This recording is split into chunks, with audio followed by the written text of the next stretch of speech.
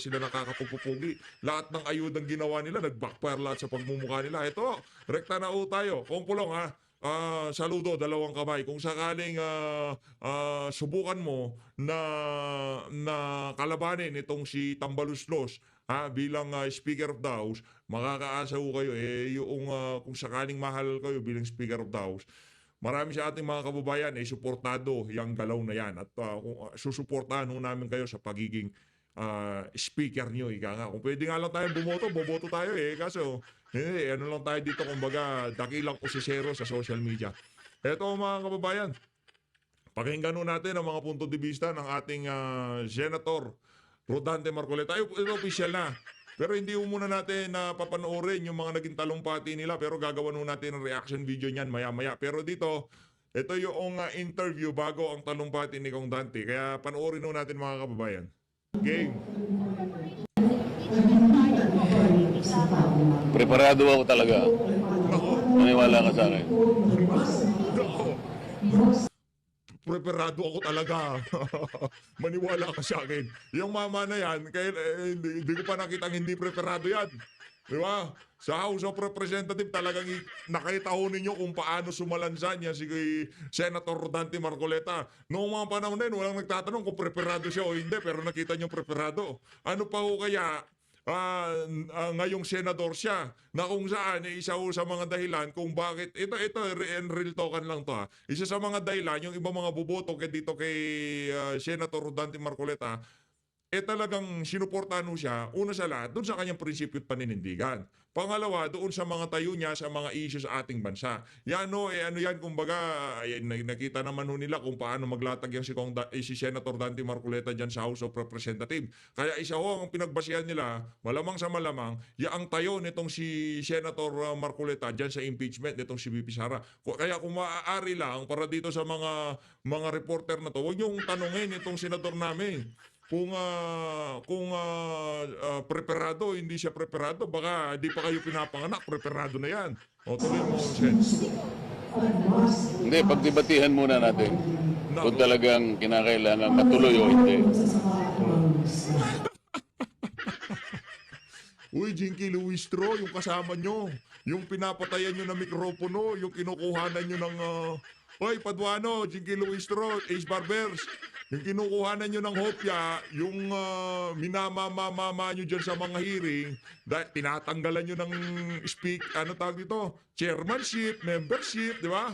Hindi po matutulog itong si Kong Dante noong mga panahon. Tulog siya gabi. Pagising ng umaga, hindi na siya yung chairperson nung committee pinaghahawakan niya. Hindi na siya membro ng committee on appointment ba yun? Di ba? Hindi na rin siya kasama doon.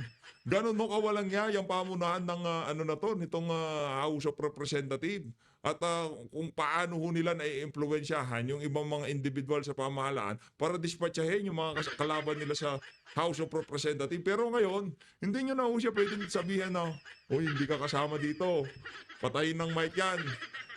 Hindi ka pwedeng mag-motion kasi hindi ka kasama dito." Ano? Hindi pwedeng mag-motion. Ako ang tatayong Senator Judges. Ganyan, pumitan tadhana. Yung dating minamata-mata nyo lang, yung dating pinapatay-patay nyo lang ng mic, yung dating ninanakawan nyo ng hopya, ngayon, senador na. At ang matindi dito, naku, saan niya kayo magpapaliwanag? Panoorin niyo ho yung mga nagdaang impeachment trial para makita niyo kung ano nga ba ang trabaho ng isang senator judge. Diyan sa diyan sa impeachment trial na yan. Kaya pagka sinabi nitong si Kong Dante bilang senator judge, ang pinag-usapan, isang impeachment kada isang taon. Nakailang impeachment si VP? Nakalima. Yung panlima, yun palang itinulak nyo. Ano nangyari sa dalawa? Doon pa lang sa una, dapat tapos na. Napakarami yung argumento na kailangan sagutin ng mga aso ni Tamba bago tayo magpatuloy dyan sa impeachment na yan. Yan ho ang totoo dyan. Eto na ho, tuloy ho natin. Talaga naman. Paano po niyo mag-decision? Nakita ko kasi kung paano nila inilatag. Mali ang batayan, mali ang proseso. Kasama ako, di ba? So mula doon, alam ko na kung anong gagawin. Kasama ako, di ba? So mula doon, alam ko na kung ano gagawin. Ngayon, kung kayo hindi nyo pa alam kung ano gagawin, ito na nga ho ba sinasabi natin. Yung mga bagong elect na senador, kagaya ni Tolfo, kagaya ni, sino pa ba mga bagong elect na mga senador? Wala na, halos si Tolfo lang ata bago dito eh. Si Tulfo, wala akong bago eh. Si Tulfo lang talaga. Yung iba mga nagbabalik, ika nga. Itong si Kong Dante, di natin pwedeng masabing baguhan to. Kasi matagal hong congressman to. Kaya yung sinasabing mag-aral. Punta kayo sa kanya, tuturuan niya kayo. Mag-aral. Magpaturo kayo sa kanya. Ito na, kay VPO tayo. VP. Game. Teka lang, ba't na dito to? Ay, tutuloy. Game. Accounting audit ng COMELEC. But more than that, kung meron pa bang ibang nakikita yung Pagka ano ho nito, maya-maya ho, ano na lang ho tayo, kumbaga sabay-sabay na lang ho natin papanoorin yan at hindi na ho tayo masyadong babanat sa mga sasabihin nitong si BP Sara. Kasi gusto ho nating namnamin yung mga litanyang bibitawan niya dito sa video na to. PDP laban as a political party na nadehado yung kanilang mga kandidato ay susuportahan ko yung mga questions nila because as a Filipino as well, gusto natin na credible yung elections and the results will reflect the will of the people. Okay, Bill Talbo, recently VP, sabi ni Alianza Campaign Manager and na-vote as Representative Toby Chanco na dahil umano sa conditional release ng mga proyekto na ipinasang budget kaya sila nakapirma doon sa impeachment mo sa Congress. Any statement? Speechless. Well, kasi iba yung narinig ko. Ang narinig ko kasi 1.5 million cash and 6 million akap ang bayad sa pirma sa impeachment. Ang narinig ni VP, ganong kalaking halaga ang narinig ni VP na pinamigay dyan sa pagpirma na yan sa impeachment. Grabe, pipirma ka lang, magiging milyonaryo ka na. Nakananto ko. Tapos meron ka pang akap-akap. Kung susumain, sa tingin mo natin, VP, yung mga figure na binanggit nila, hindi pa totoo yan. Kasi ano yan pagdating sa proyekto, talagang pagdating sa akap pala, talagang daang milyon daw pinag-uusapan. So, baka iba pa Yung yung... sinabi niya, recent lang sa interview sa One News. Baka iba pa yung conditional release, no? So, in addition pa yun doon sa mga natanggap noong mga nagpirma. And totoo din naman yun, public record din na makikita ninyo na yung mga hindi pumirma, zero talaga yung budget para sa kanila. But more than that, alam nyo, hindi dapat nagkakaroon ng budget ang mga congressman kasi that is pork barrel. Hindi sila dapat nagkakaroon ng apportionment doon sa projects ng executive department kasi ang trabaho lang naman ng congressman ay gumawa ng batas Hindi siya pwedeng kumuha doon sa budget ng mga departments natin. So, madaming irregularities and malamang yan din yung protesta ng pagkaraniwan na mga tao na hindi nagagamit ng maayos yung pera ng bayan. VP, sinabi din ni Toby Chanco na nabawasan daw yung boto ng kandidato ng mga alyansa dahil nga ito nga sa impeachment complaint na inilabas ng Congress. Yan ang hindi ko masasabi without a study. Baka merong access sa study si Congressman Toby Chanco kaya niya nasabi ng ganyan. But hindi ko masabi yan. Parang ganito yung si BPO. Basta ako relax lang. Bahala kayo dyan. Mag-away-away. Di ba nagkakagulo ngayon? Toby Chanco, ito si Tambaluso. Di ba nagkakagulo-gulo sila? O ito si VP, ako pa interview lang ako. Aaurahan ko lang itong mga reporter na to, di ba? Yan talaga ang maganda. Yan talaga ang ating sobrang natin yan, crush natin yan si VP. Crush natin Yan talaga maganda. Maganda na, matapang pa. Yan ang mga, yan yung mga, ika nga, yan yung mga humahanay. Yang si VP, tapos si Ma'am Eden Santos. Yan yung mga, ika nga, yung mga crush natin sa larangan ng pagbabalita. Yan si Ma'am Eden Santos. Pagdating naman sa politika, wala nang mas gaganda pa dito sa ating Vice President Sara Duterte. Kung yan ba ang rason kung bakit pangit ang resulta ng mga senators doon sa alyansa. General Rapport, General Buntan.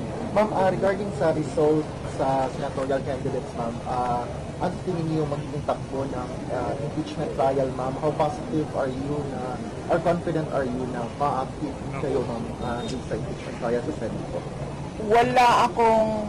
Wala akong expectations of acquittal or a verdict guilty. Basta sa akin lang ay tinanggap ko na kung ano yung magiging verdict. Whether guilty man yon or acquittal, I'm already at peace. At hindi ko alam kung paano boboto ang mga senators. If at all there will be a trial, I think it is wrong to start counting votes now because they haven't seen evidence yet. They haven't seen what the prosecutors have. They haven't seen what our defense is. So, parang mali siguro na magbilingan ng boto ng walang trial. Pero, ginagawa siya ng publiko. So, basta sa akin, tanggap ko kung anong mangyayari, anong magiging ending noong impeachments. Pero yung preparation po ng mga lawyers natin, kamusta po? Lawyers, okay naman sila. In full throttle na yung kanilang preparations for the impeachment, and of course they would not want a trial as lawyers. Alam naman natin ang galawan ng mga abogado, no? Marami silang mga paraan sa batas as a legal recourse for their clients. But sinabihan ko na rin talaga sila, really, I truly want a trial because I want a bloodbath talaga. Anong naramdaman nyo nung sinabi ni Bibi na yan na nga ba sinasabi natin? Hindi, masyado kasi nagpadalos-dalos tong administrasyon na to. Matitinag siya dyan sa dyan sa impeachment? Hindi. Wala akong sinabi ko na kasi, ayaan nyo na ako. Tatrabaho lang ako eh. Hindi nyo kasi ako sabi ko? Hayaan nyo lang ako magtrabaho sa sidelines. Magmulitika kayo. Anong gusto nyo gawin nyo? Pero huwag nyo akong pakialaman. Pinakialaman nyo. Ngayon, ano sabi niya? Wala na akong pakialam. Ma-impeach ako, ma-acquit ako, wala akong pakialam. Gusto ko lang ng bloodbath. Yan ang aking presidente. Ala dating Pangulo Rodrigo Duterte, walang inuurungan. Ika nga, anong impeachment? Ako matatakot sa impeachment. Magkakalatagan tayo doon. Doon na ilalabas ni VP yung mga dapat ilabas. Labasan ng baho. Magkakalatagan ng mga argumento, doon tayo sa impeachment, dyan sa House of Representatives. Ilang beses dumalo dyan si BP? Ilang beses siya dumalo dyan? Hindi man lamang siya tinanong. Diba? Nung ayaw niyang mag-oath, sinasabi nila, mag-oath ka, ba't natatakot kang mag-oath? Mag-oath ka. Nung medyo nagigipit na yung mga kasama ni BP, mga tauhan niya, sige na, mag-oath na ako, makukulit kayo, oath ako. Nag-oath siya, wala man tanong kahit isa. Ganon ho kalalabo yung mga congressman dyan sa House of Representatives. Kaya sinasabi natin dito, galing-galingan nyo. Yung mga naratibo, yung estratehiya nyo dito sa impeachment na to, yung ika nga ilabas nyo na yung nyo, yung A-game nyo, ilabas nyo dito sa isa na to. Dahil si BP, ika nga, walang mawawala sa akin. Kahit na ma-impeach ako, wala akong pakialam dyan. Impeach nyo ako, pero sigurado ko dito sa isa na to, kung madidispatcha nyo ako, sigurado wala na rin kayong balik sa politika sa mga ilalabas ko. Ano ho yan mga kababayan? Kumbaga, hindi ho talaga natansya ng maigi. Netong hindi pa nag-uumpisa ang impeachment, talo na kagad sila. talo na ho sila kagad. Dahil sa impeachment na yan, nagkandalaglagan. Ito totoo ha, real talk tayo dito. Dapat itong si Erwin Tulfo, number 1, number 2 ho yan. Sa totoo lang. Real talk. Pag-umpisa ng kampanya o yung pag-file ng lagi hong una yan. Kumbaga mind conditioning Tsaka yung pangalan Tulfo, yung naging DSWD secretary siya, talagang nakilala din naman siya di ba? Meron ho talagang ika nga kargada yan di ba? Malamang sa malamang number 2, number 2. Anong nangyari? Number 1, number 2. Anong nangyari diyan kay Erwin Tulfo? Ayun, lagapak ho siya. Linampasan ho siya nitong si Bam Aquino. Nitong pang ilan ba si Tulfo? Basta, hindi na nawala ho siya dun sa pwestuhan niya. Na dapat sana nandun siya sa pwesto ni Bam Aquino. Dahil dyan sa ginawa nila na yan kay dating Pangulo Rodrigo Duterte, pati yung mga taga Davao, taga Mindanao at Visayas na gustong bumoto dito kay Raffy Tulfo at dito kay Ben Tulfo, ay Erwin Tulfo at dito kay Ben Tulfo, hindi na ho nila binoto. Isa pa ho yun kung bakit nalaglag etong si Ben Tulfo. Kasi yung dalawang yan, nagkakargahan niya yun kasi Tulfo may name recall. So itong isang Tulfo, affiliated siya dito sa alyansa. Ngayon, pagka sinabing Tulfo, nung pagdating ng botohan, wala na talaga mga Tulfo dyan sa Visayas at Mindanao straight Duterte. Anong nangyari? Nalaglag pati si Ben. Kaya kung ako sa iyo, Ben Tulfo, sisihin mo rin yan si Erwin Tulfo. Dahil kasalanan din niya, pagkakatalo mo na yan, pati ikaw nakaladkad sa mga kabangagan nitong si Marcos Jr. Tuloy. Ma'am, we have Kyodo News, a Japan media base. Thanks sa akin. Go ahead. Japanese na to the previous survey, Marcos Trump could not secure the predicted age around 80. Why do you think that Marcos Trump has lost his seat in the Senate? And also, did you talk with your father about the results? Yes. We talked yesterday. We talked for a long time, about 41 minutes, about the results of the elections, both local and national. And I updated him about what are the ways forward with regard to the impeachment and with regard to what we are doing with his ICC case. So he is updated very recently, yesterday. And why do I think that the Alianza senators did not perform well? It's because of the president.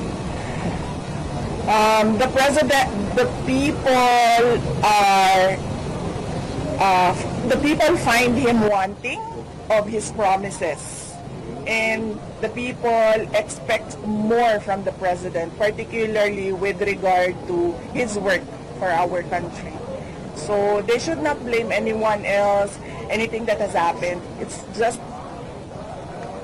the president. How about the evaluation of the previous president of this election? Is he satisfied or?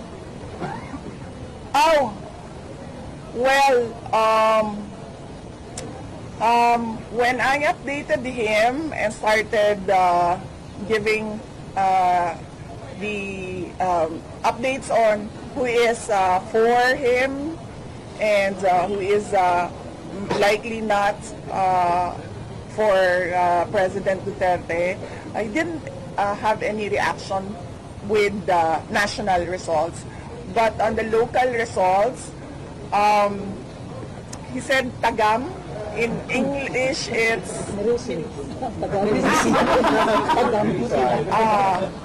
Deserve it. No, really deserve. I said tagam. Tagam sila. So, yes, we'll just find the translation. For local and here. Yes, for local. When I gave him updates for local. Before we continue, Oh, yes, I know. Naanabilitan na ako ang foundation ko. Ibalhin na siya tanan. Question for VP, any updates on how the PRD will take home from the game? Yes, his lawyers are working on how he will swear for his oath. They're working on it, and I don't think they have an answer right now. But I am sure they will give an update in the coming days. right before June 30, noon of June 30. And also, follow up din sa yung supplemental affidavit na that your camp will be filing on the denying the criminal offenses, grave threats, and inciting to sedition. Yes, yesterday there was a hearing in DOJ with regard to the NBI complaint on inciting to sedition and grave threats. And the lawyers manifested that they will submit a supplemental some sort of a supplemental petition or motion in the NBI. I cannot talk about what that supplemental document will be, but I'm sure you will know about it once it is filed in the NBI.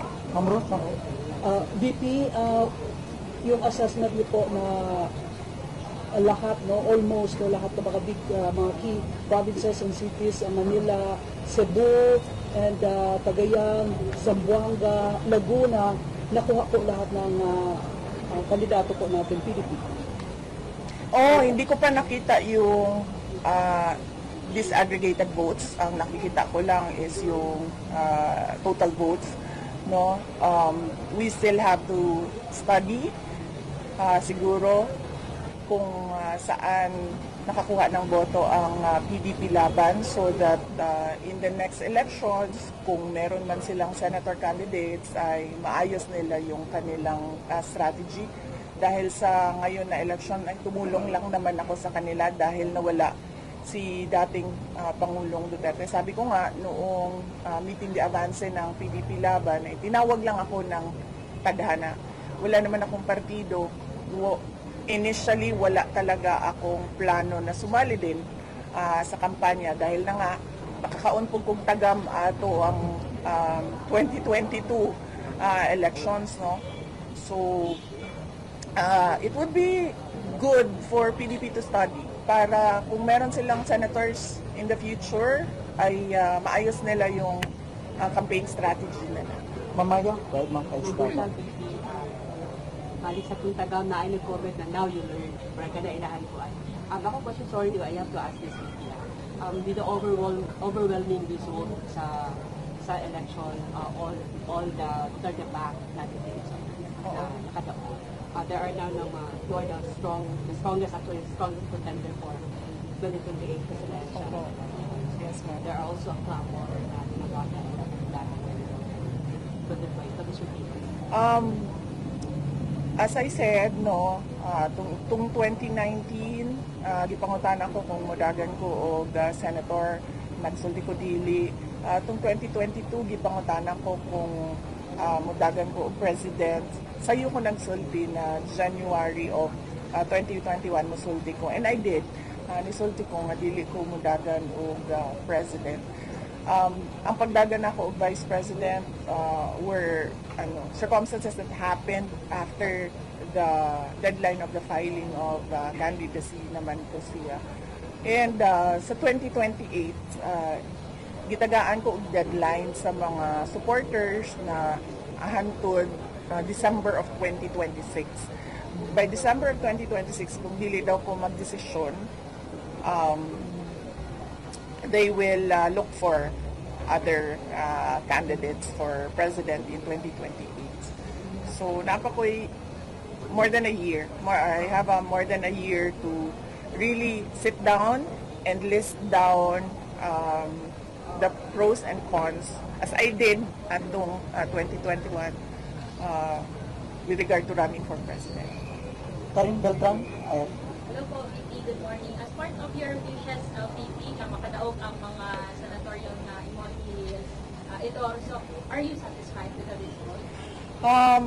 Sa ako ang statement, no, it was not what we expected. We expected more candidates from PDP to win.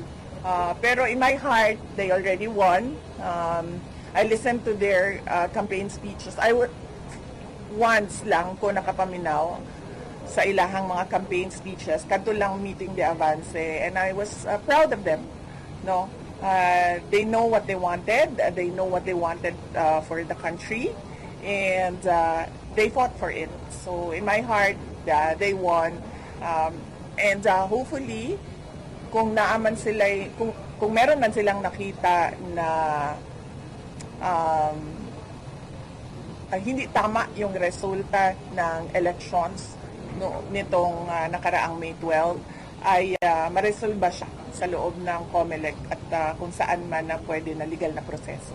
How do you assess the results in the Davao region? Is it true that the Duterte's daw is losing its other grip sa Davao region? Hindi ko nakita ang results sa ibang areas sa Davao region. Nakita ko ang results dito sa Davao City. And 12 of, kasi si Senator Hornasan was ranked number 12, no?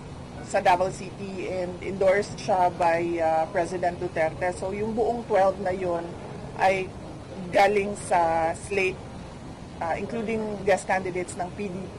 Pero sa local, yung mga governors, hindi ko nakita, ma'am, because hindi naman kami nag-participate sa ibang elections sa local.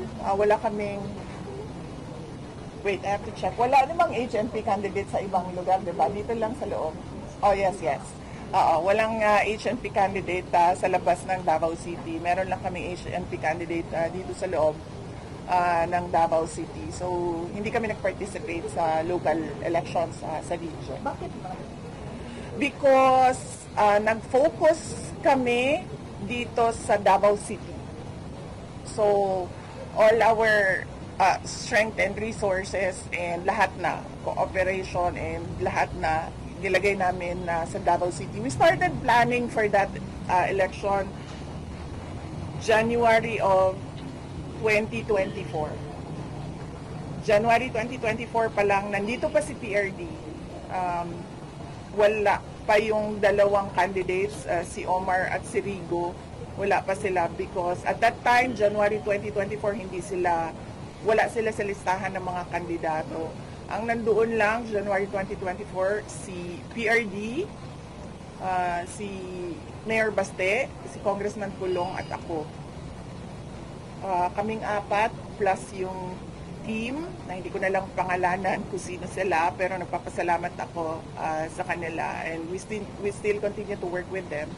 Yung team, we decided to focus on Davao City. Dumating lang naman na naging candidate si Omar Duterte kasi ayaw na makipag-usap ni Congressman Vincent Garcia. Sinasabihan namin siya na siya lang ang tumakbong congressman. At at the time, ayaw na niya makipag-usap sa akin. And until now, I reached out to him, ayaw pa rin niya makipag-usap sa akin. Hindi niya sinasagot yung messages namin. Kaya naging candidate si Omar. Pero at the time, January 2024, si Omar and si Rigo, wala pa sila sa listahan ng candidates. Ma'am, pinag-usapan ngayon yung speakership at saka Senate presidency. Meron bang lumulutan na pangalan na lumapit sa iyo para hingin yung blessing nyo? At meron bang sariling candidate for speaker and Senate presidency, VP Sara? Wala. Wala akong candidate for speaker or for Senate president. Wala ding lumapit sa akin for speaker or for Senate president. Sinabihan ko si Congressman Pulong. Sabi ko sa kanya, baka gusto mo lumaban ng speaker. Hindi man siya sumagot. Hindi siya sumagot. Iniisip din niya siguro yung chances niya na manalo. Anong chances kaya ni Congressman Pulong? Bakit siya yung napili mo? Well, sinabi ko sa kanya, kung hindi ka manalo ng ng speaker, then kunin mo yung minority. Diba? But wala pa siyang sagot. So I guess he's still thinking about it. Siguro, hindi ko alam. Ang sinabi lang niya sa akin kanina, huwag ka makapag-away kasi kagagaling mo lang sa simbahan, sa misa. Another, follow-up ko lang doon sa sinabi niyo about political dynasty. Ano yung goal nila niyo para magkaroon tayo ng real batas na para sa anti-political dynasty? Siguro immediate family, Hindi ko lang alam if we can extend it up to what degree. But initially, immediate family. Kasi karamihan naman yan usually. Kaya nga nag-aaway-away yung mga magkakapatid kasi usually same line yung mga sumusunod. Kaya din nag-aaway-away yung magkapamilya. So ang pinakauna talaga dyan sa political dynasty is yung some sort of regulation sa pagtakbo noong mga immediate family members nung third termer or incumbents. VP, Sige, Brent, go ahead. VP, ngayon pumasa itong si Chel Jokno and Attorney Lyle De Lima for prosecution team sa Kamara ng Impeachment. Anong comment mo dito? And binaliktad ng Court of Appeals ang desisyon ng Muntinlupa RTC sa drug case ni Laila De Lima. Hindi ko nabasa yung desisyon ng Court of Appeals. Hindi ako makakomment. Hindi ko kasi nabasa. At saka hindi ko rin nabasa yung desisyon ng RTC. Hirap mag-comment dyan. John Chel Jokno. And, well, understandable.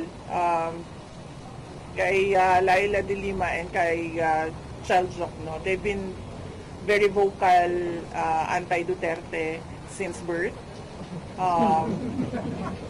Yes. In fact, wala pa sa mapa si dating Pangulong Rodrigo Duterte to become president ay anti-Duterte na talaga si Secretary De Lima. So, understandable na sasali sila sa prosecution ng impeachment case. Last na VP, sinabi ni Representative Chua na nagtataka daw siya kung bakit nanalo yung mga pro-impeachment congressman sa 2025 elections. Nagtataka ako bakit nanalo si Congressman Joel Chua. Bakit? Hindi ko alam. Hindi ko alam bakit siya nanalo. Update po ma'am sa birthday celebration niyo sa The Hague ma'am at saka yung ano po yung magiging program doon ma'am at when are you going to fly to The Hague po? Okay. Or invited ba? Oh yes, invited kayo lahat. Brian naka-record to Brian. Gano'n lang kayo. Ako po kay Vincent Garcia. Oh, kadsot lang ha. Kapag sa nakayahan. Okay. So ang updates is from that campaign, June ang next namin na mga activities for Office of the Vice President. Ngayong end of May, pupunta kami sa Doha, Qatar. If you can remember, merong mga nakulong doon na mga supporters. Pero na-release naman na sila, pero bibisitahin pa rin namin just to comfort them sa mga nangyari sa kanila. And Thanksgiving as well sa OFWs sa Qatar. So meron kaming Qatar on May 27 and then meron kaming Thanksgiving yon sa Doha, May 27, and then May 31 merong program, may rally doon, ICC, send PRRD home doon sa The Hague, sa harap ng detention center where they call it Duterte Street. So wala akong birthday celebration for this year. Lahat ito para sa ICC case. And yes, and then after that, meron pa kaming mga series of ICC send him home na mga rallies sa iba't ibang bansa. Inaayos lang namin yung mga permits from the local government sa doon kung saan yung rallies. Yes, ma'am. Dito ako kay Faye, sir, sa President. Kapalungan ng taga-Davao na supporter din ako ng President. What went wrong and sabi sa that, and now that you are nakabalungan, you've been reaching out to in a sense that yes, oo. Hindi pa tapos ang filing of candidacy na kasi, di ba nga sabi ko sa inyo, January 2024 pa lang, naghanda na kami sa election noong May 12. Ang hindi lang namin na-anticipate doon noong 2024 is yung pagdukot nila, pagkidnap nila kay President Duterte. Hindi namin na-anticipate yun. Although, every meeting namin nasa agenda yon except that he refused to talk about it. So, tapos na yan lahat, before ng ending ng, before ng deadline ng filing of candidacies, ako ang inutusan na kausapin si Congressman Vincent Garcia to tell him na meron pa siyang term as congressman. So siya lang kung please ang pwedeng tumakbo. Kasi nakikialam ang mga hindi tiga Davao dito sa Davao City. Nakikialam ang governor ng Isabela Province, nakikialam ang mayor ng Santa Cruz, na hindi naman sila tiga Davao City. So sinabi namin, ang gusto ipaabot kay Congressman Vincent Garcia at that time ay kung pwede lang sana siya lang ang tumakbong congressman. Noong wala nang makipag-usap sa amin, hindi na ako sinasagot. And then nakita na namin, nalaman na namin kung sino yung tatakbo sa 2nd District. Nilagay namin as candidate si Omar Duterte, yung barangay captain ng Bukid. Kita kayo lang, message for Sir Vincent Garcia, kung meron man po. Ano message? Gusto ko siya kausapin. Nag-reach out kami, hindi ko alam kung yesterday, the other day, and hanggang ngayon, hindi siya sumasagot sa messages. So, I guess, bigyan lang natin ng time si Congressman Vincent Garcia. May pag-usapan ka pala, VP. May mensahe ka pa sa kanya? Well, yes, because nagkasama din kasi kami sa trabaho. And then, he was very supportive of City Hall when I was mayor, of the Office of the Vice President when he was congressman. So, and meron pa naman siyang isang term. So, hindi ko alam bakit, alam mo yun, bakit niya papayagan ba na merong mga hindi tiga Davao City na makialam sa Davao City. And alam naman nating lahat na si Javi Campos is a candidate of Martin Romualdez. So, yun yung Santa Cruz, Davao del Sur yun. Sa Albano at sa Yung Quezon? kanina, Santa Cruz, Davao del Sur. Santa Cruz, Davao del Sur. Last 2 question tayo, sir. Ini-advise ko kay Omar at kay Rico since papasok na. Yes, nag-meeting kami noong isang araw. Sinabi ko sa kanila na when I was mayor, yung programa namin sa City Hall revolves around the campaign of Life is Here, which we use as well as branding for our tourism program, Life is Here. And then sinabihan ko sila that you are there to make the lives of the Davaoenos better. So sinabihan ko sila na ang gusto lang naman nating lahat ay a livable city. At hindi mahirap yon kasi ang isang livable city meron ng meron na siyang parameters. Papasok lang natin yung Davao City doon. Yes. Nag-ingon siya. Tinanong ko siya kahapon kung anong message niya para sa ating mga kababayan, at sinabi niya na ako, ug ang akong mga anak, ug ang akong mga apo magpabiling inyong sulugon. Kaya BP, ang akong punta na considering Duterte, no, ang nag-slide sa Davao City, ang ikabalak ang karon na pa nila nga ang budget, no, dili matagaan sa national, sa reaction ako. I think more than enough ang budget sa Davao City nato para magpadagan og mga proyekto og mga programa dinhi sa ato ang syudad. In fact, when I was mayor, dili ko nagapangayo og projects sa congressman man or sa senator. Ang DPWH ginapasagdan nako sila kung unsa ang ilahang mga proyekto. And we were able to really uplift the lives of Davaoenos at the time. And napataas nato ang ranking sa syudad sa Davao. We were number 4. Kalimutan ko, 4. Number 4. Number 4 tayo nationwide in terms of competitiveness. Nabayaran natin lahat ng utang natin. We were number 8 as richest city in the country.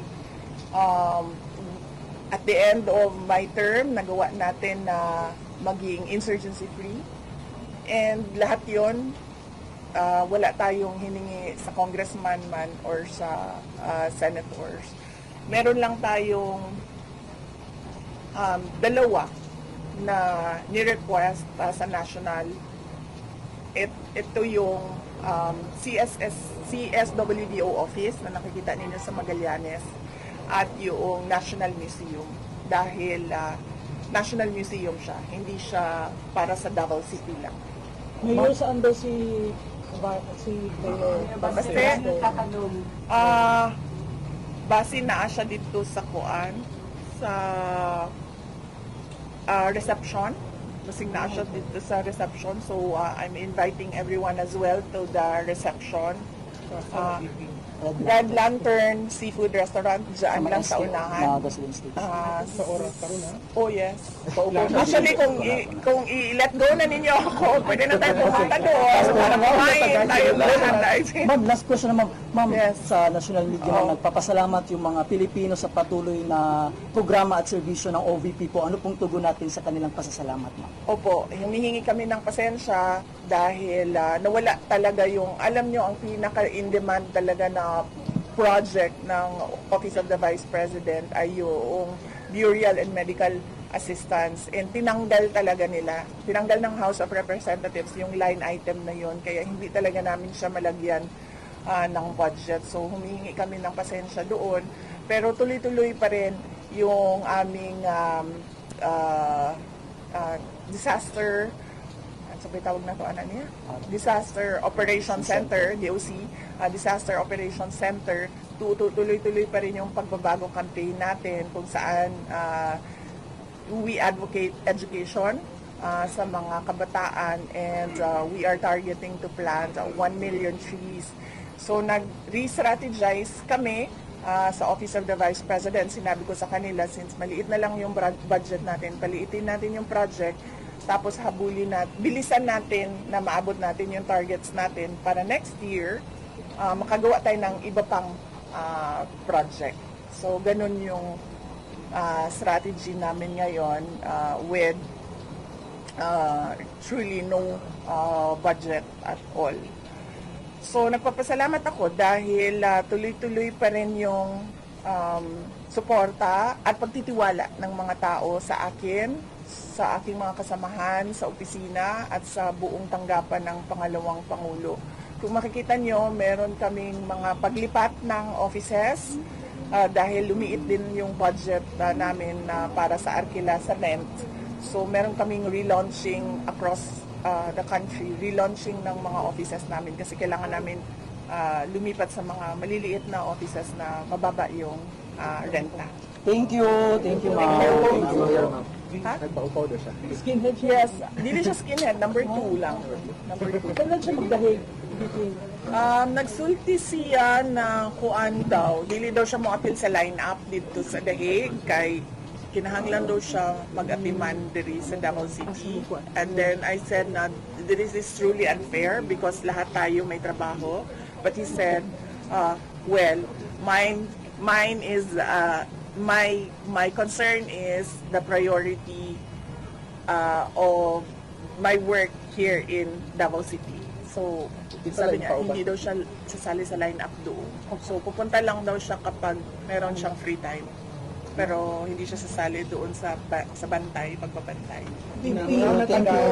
Nganong dili ka mo, mangutana lang ko kay wag ko lang chance. Yes, ma'am.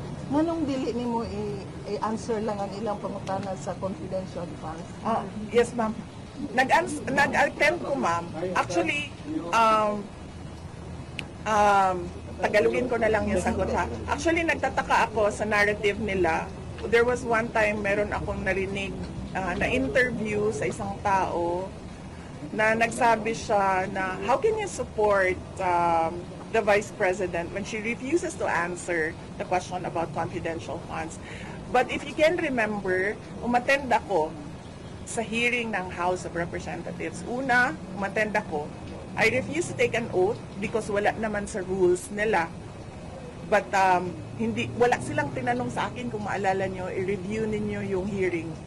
Not one question was asked of me. And then the next time na umattend ako para samahan yung mga personnel ng OVP na sumasagot naman, nasasagot din naman nila yung mga tanong. Tapos when I requested that I assist the personnel of the OVP, sabi nila hindi pwede pag hindi ka mag-oath, diba? So sabi ko, okay, let's do this. I'll take an oath. They never asked one question. So I do not understand saan nanggagaling yung sinasabi nila that I refuse to answer because nandoon yung mga personnel ng OVP, lahat ng tinawag nila nandoon. In fact, kinulong pa nga nila si Yusek Laika Lopez. Nandoon ako. I protested sa kanilang anong tawag dyan? Sa kanilang rules na ang pinapagawa nila sa akin ay wala sa rules nila. And then the next time around, even if may protest ako sa rules nila, I said, okay, sige, if you want an oath, I'll give you an oath. But did they ask a single question? Wala silang tinanong sa akin. I-review nyo yun. Wala. So, hindi sa ayaw ko sumagot. Wala silang tanong during the hearings. And they met a dead end doon sa hearings nila na nag-decide na lang sila, okay, i-impeach na lang natin ito siya without any evidence at all of wrongdoing because nasa Commission on Audit ang lahat ng papers ng confidential funds. So, it's not true na ayaw ko sumagot. Wala silang tanong.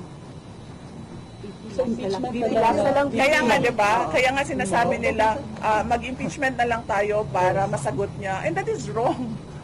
Diba? Bakit ka naman mag-impeachment just to fish for wrongdoing? In fact, meron pa silang ginagawa ngayon kasi they countered the dead end doon sa committee hearings nila sa Congress. Meron silang binuksan na inquiry na naman ngayon na pinapatawag nila, hindi ang House of Representatives, ibang government agency na gusto nila kausapin ang personnel ng Office of the Vice President. Na sabi ko, once you send that letter of invitation, we will say no. Because number one, that fund is not the fund of your agency, it's the fund of the Office of the Vice President, and all the documents were submitted to the Commission on Audit, who is the correct agency to question the use of funds of all government offices. Hindi na sila mahuman din. Hindi na sila mahuman because this is about the 2028 election. It's not about ICC, it's not about the impeachment, it's not about confidential funds, it's about the 2028 elections. The impeachment is a glorified disqualification case against me. Kasi hindi rin naman nila ako tinanong, tatakbo ka ba talaga ng president o hindi? Kasi hindi rin naman ako makasagot. Ano pa naman ako makasagot? December of 2026. So by that time, siguro naisip nila, too late na yan, hindi na namin kakayanin na manalo or ano, hindi ko alam kung anong iniisip nila. I really do not know. These individuals are desperate. Desperate for, as I said, cash, cocaine, and champagne. Why keep on reaching out? Nakuha ko kay Vincent. Kasi Yes, kay Vincent. Kay Vincent. Na well, pag hindi naman siya nagatubag sa inyo. If ever maimo siyang mag-contact, what would you say? If kung okay lang mo. Sige, dito ko na lang sabihin kasi ayaw na naman niya ako kausapin na. I just wanted to thank him. I wanted to thank him for his support when I was mayor, congressman siya. And I wanted to thank him as well for his support to the Office of the Vice President, particularly kapag nandoon kami sa House of Representatives. And I wanted to tell him na wag naman sana siyang pumayag na ang mga hindi taga Davao City tulad nga ng sinabi ko, Mayor of Santa Cruz, Governor of the Province of Isabela, na nakikialam sa atin dito sa syudad ng Davao. Kung ano yung kailangan ayusin dito sa syudad ng Davao, kung ano yung kailangan trabahuin dito sa syudad ng Davao, tayo mga tiga Davao ang mag-usap. Hindi yung papayag siya na merong mga merong kandidato ang mga hindi tiga Davao dito sa loob ng Davao. So, Thank you, ma'am.